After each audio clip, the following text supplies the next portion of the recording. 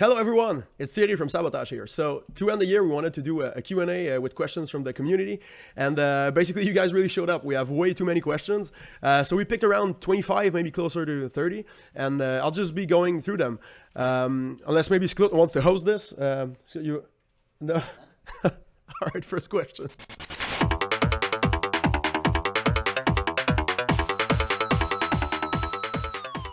All right, so Goober Barbarian asks, which by the way, I'll be butchering all your usernames, I'm sure.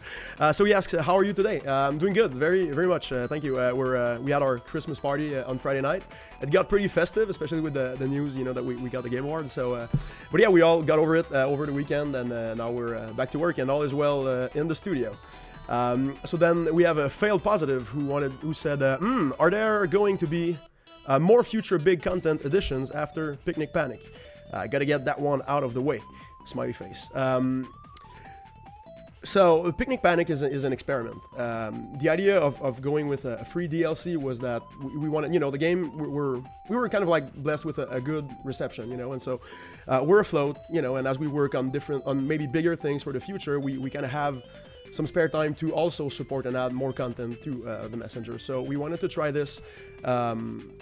The idea for a bigger DLC was a thing called Barmathazel's Revenge, which was in 3 chapters, and Picnic Panic is the first of those 3 chapters. So the attempt here is that we make that one free, and we see if it works, basically, if it drives enough sales on the main game by increasing its value, basically, and then if that works out and then it ends up giving us the means to keep on doing that, there would be 2 more left before we close Ninja's story.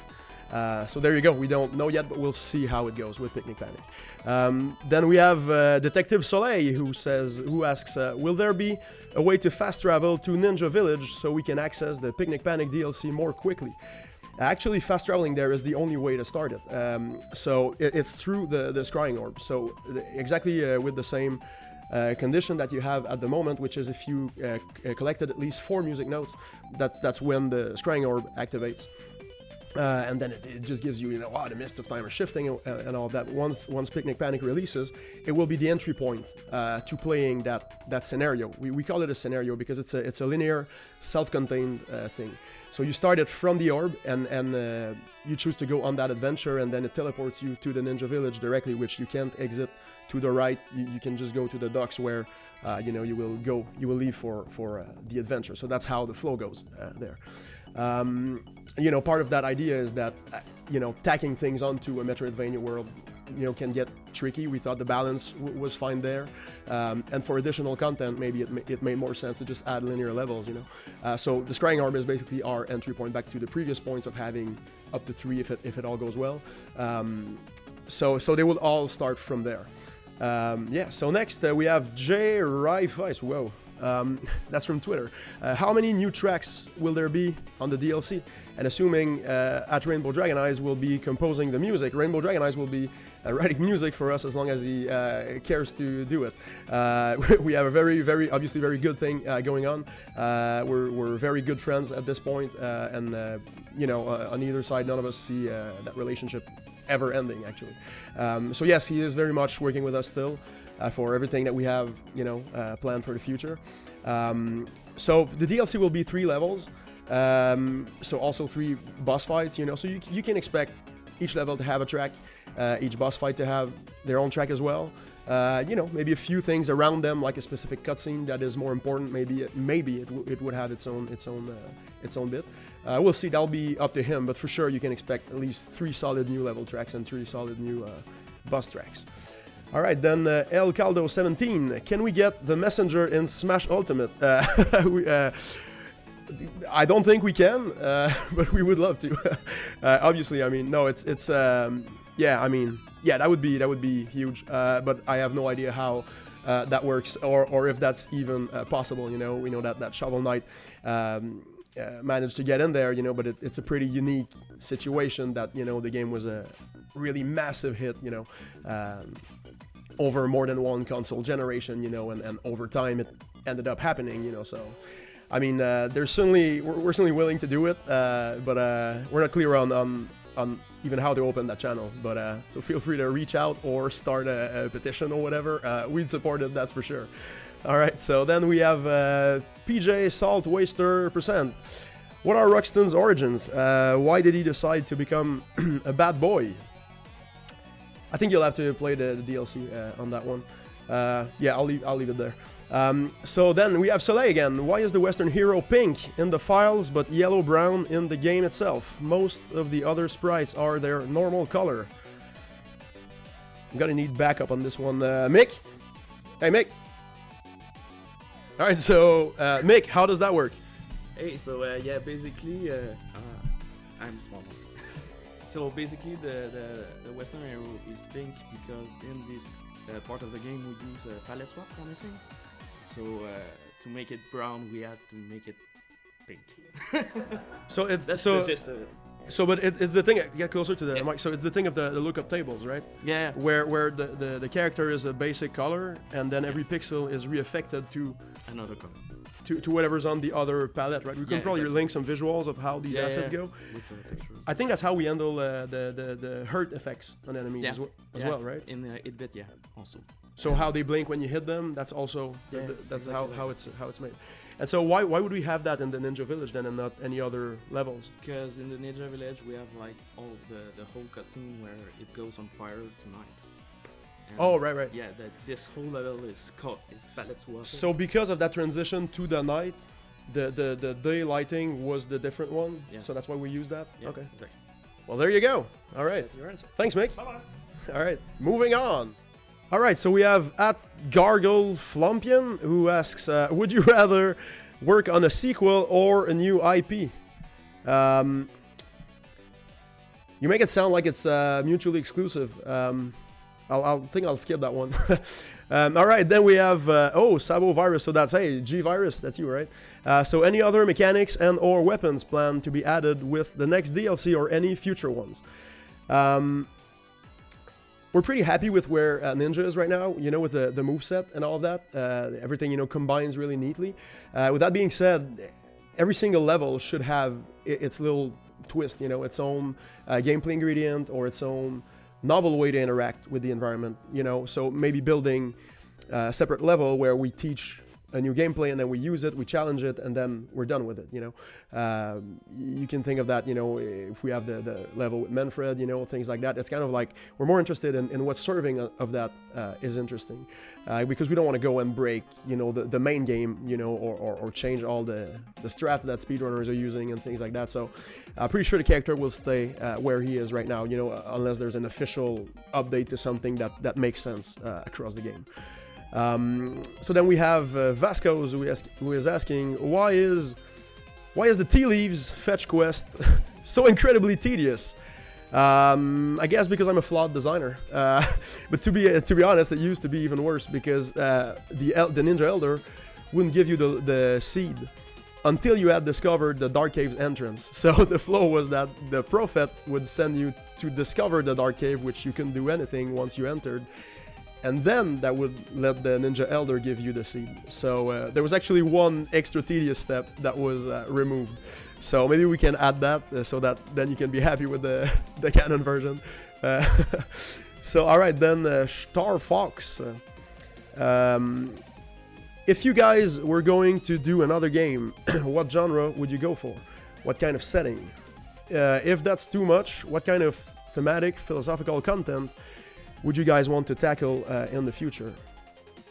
Definitely love. I think we need a good love story because love stories I think they lost their shine. We had too many cheesy songs and too many lazy writing in movies, and there's always a third person in the loop, and it's super complicated. It's all about looks. There's no real depth, any real support. In a way, I think that's what the world needs right now. Just a good love story, a good model there. So definitely that theme, in my opinion. But yeah, so what genre? I mean, that's hard to tell, so for, or at least maybe not ready to say.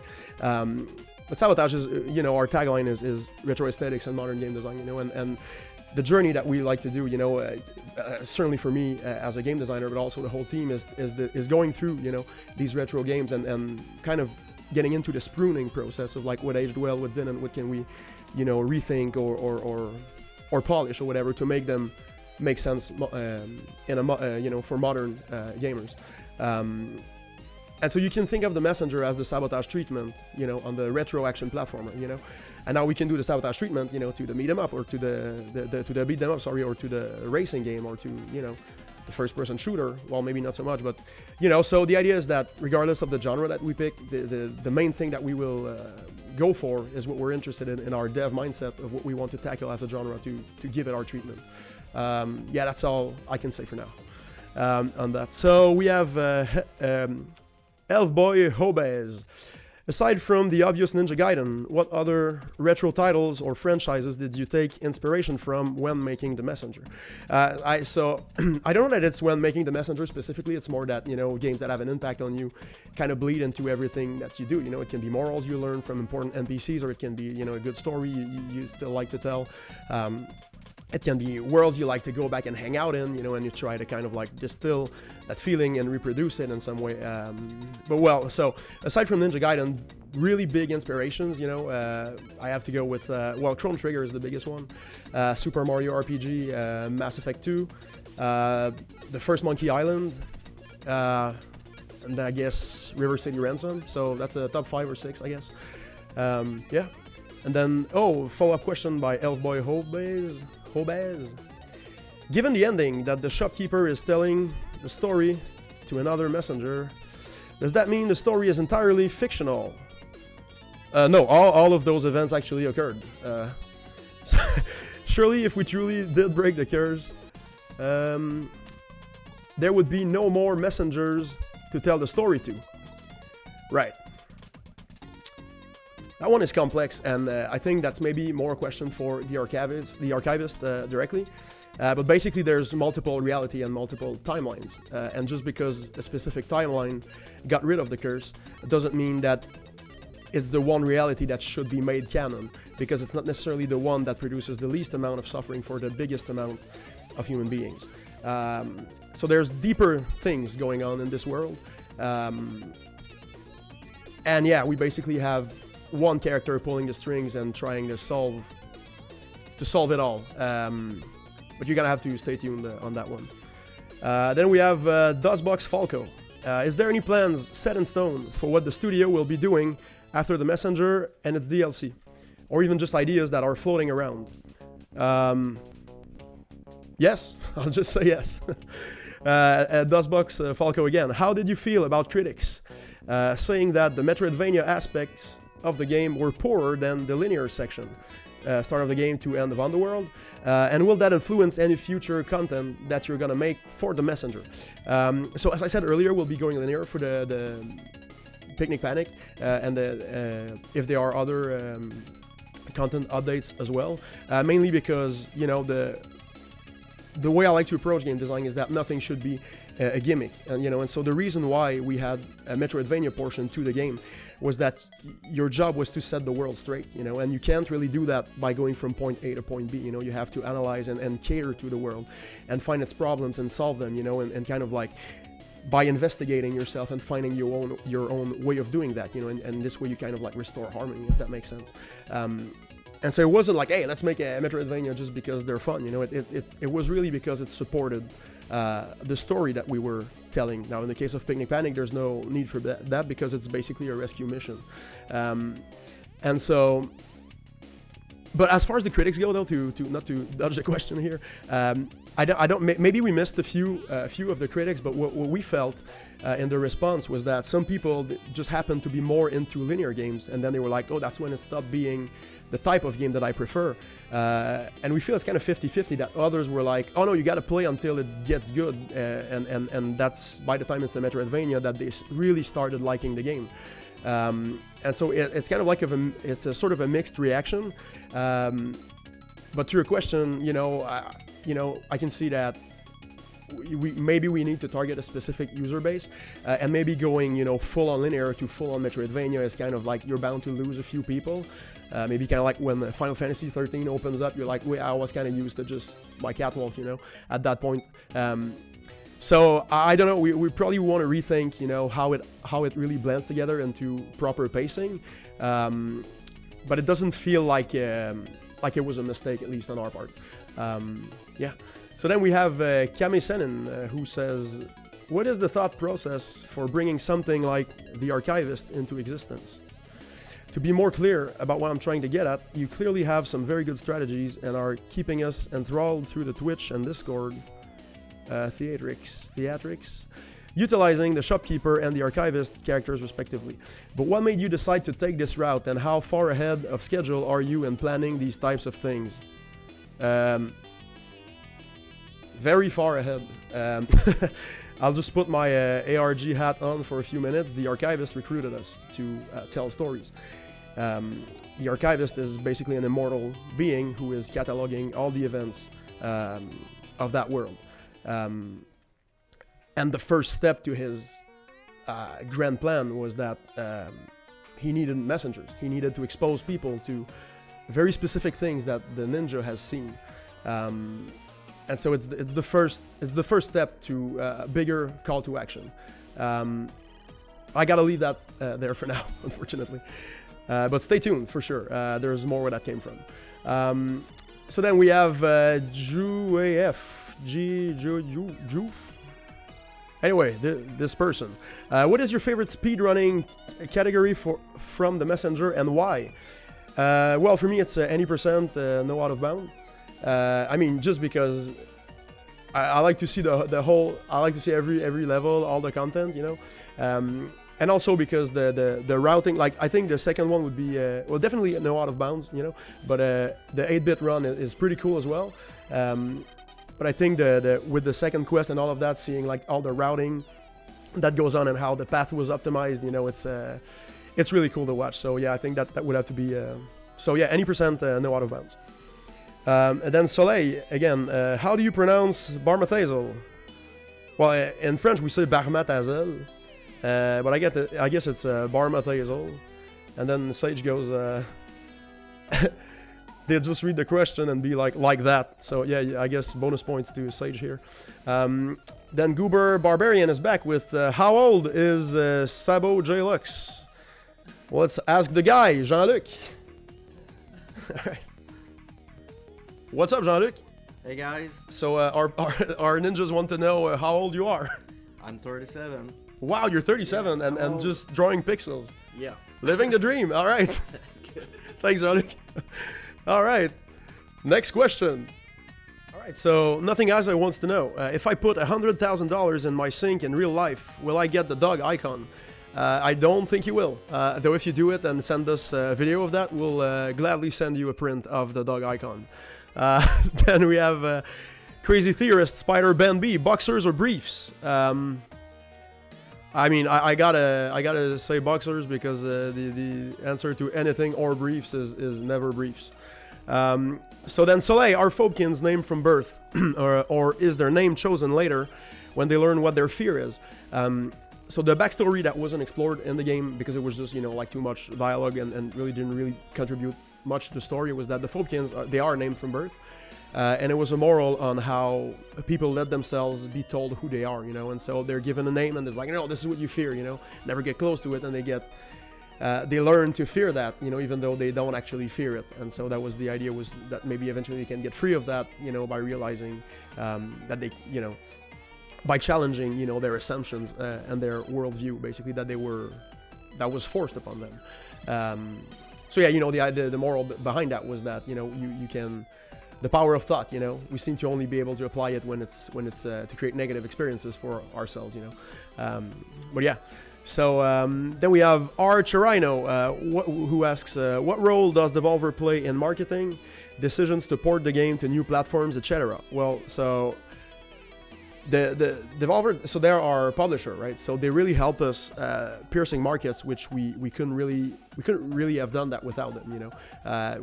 We could have released the game in probably North America and Europe. When it comes to, like, you know, Brazil and Russia and Japan, you need to have partners there. You need to understand the market. You need the resources to, like, you know, localize your content and things like that. And they bring all, well, basically it's a lot, but they bring all that savvy, all that knowledge.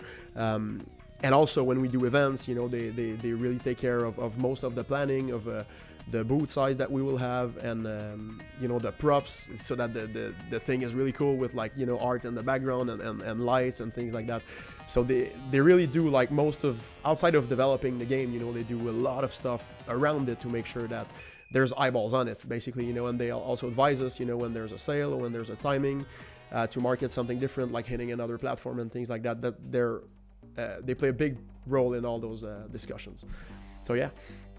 Then we have Mixed who asks, which came first, the chicken or the egg?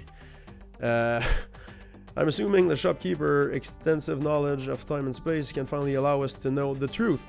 The shopkeeper could probably go and investigate that one if asked. Maybe I can ask. But I would say that the prehistorical chicken came before the egg to the chicken that we know now. No, is that still up for debate? I mean, so you would have a dinosaur chicken or whatever that looks like, and then that lays an egg that's the new iteration of the chicken that we know now, and so it has to have come first. I think so. Let me know what you think. And then we have Sabovirus, G-Virus again, who asks, what is love? Wow. Well, I mean, love is probably a thing we're compelled to feel that we don't really control when we see someone being, courageous or honest, or just acting in a way that it feels like they should probably reproduce because we need more of, more people like them or whatever. But yeah, that's a big question. He was probably only hinting at that song, Baby Don't Hurt Me, but whatever. So Augmental, what a cool name. So what was the inspiration behind the shopkeeper and the variety of stories? I absolutely loved reading them all. The one about the wizard and the ring might be my favorite. Thank you all for such an amazing game. Well, thank you, Augmental. The inspiration behind the shopkeeper, the idea was to have a hidden optional, well, not hidden, but certainly optional layer of philosophical, and personal growth advice, takeaways in the game, just because, if you've played the whole game and made it to the story of the little boy in the well, my story was a big mental struggle for the last 10 years, and during that time, I read many books and I listened to many intellectuals and delved in psychology a lot, and I tried to distill in an entertaining way things I wish I knew 10 years ago, and if I had implemented them into my life earlier, it would have taken me less time to essentially get better. So it was important for me to share these things in the hopes that it can maybe help other people. So that was certainly the intention. I can't really speak to the effect, though we do get our fair share of email of people who seem to have touched them. So yeah, that's pretty stoked on that, to be honest. All right, so YT Say Jam 2013 asks, I'm stuck in the Dragon Boss, which that's not a question, but if you're stuck at the Dragon Boss, join our Discord. We have a lot of adventurers who are always really happy to help. Or look up any speedrunners on Twitch. You can see some moves that they're pulling. Maybe they're a bit hard to execute, but definitely come and see us on Discord. People will be happy to assist you. And then last question, Enigmitia asks, does the messenger like cats? No, the messenger is allergic to cats. So that's it for the Q&A. Reminder that you can join us on Discord. We'll link in the description. We have a very good community going. We even have an ARG that kicked off a few weeks ago. So it's a good time to join and just have some fun with us. Share some screenshots, annoy Sklut with all the bugs that you find. Yeah, I mean, if you guys like this Q&A, let us know. If you want us to make some more, we can certainly look into that as well. And again, thank you so much for playing the game, and we have more content coming soon. So thank you very much. Have a good one.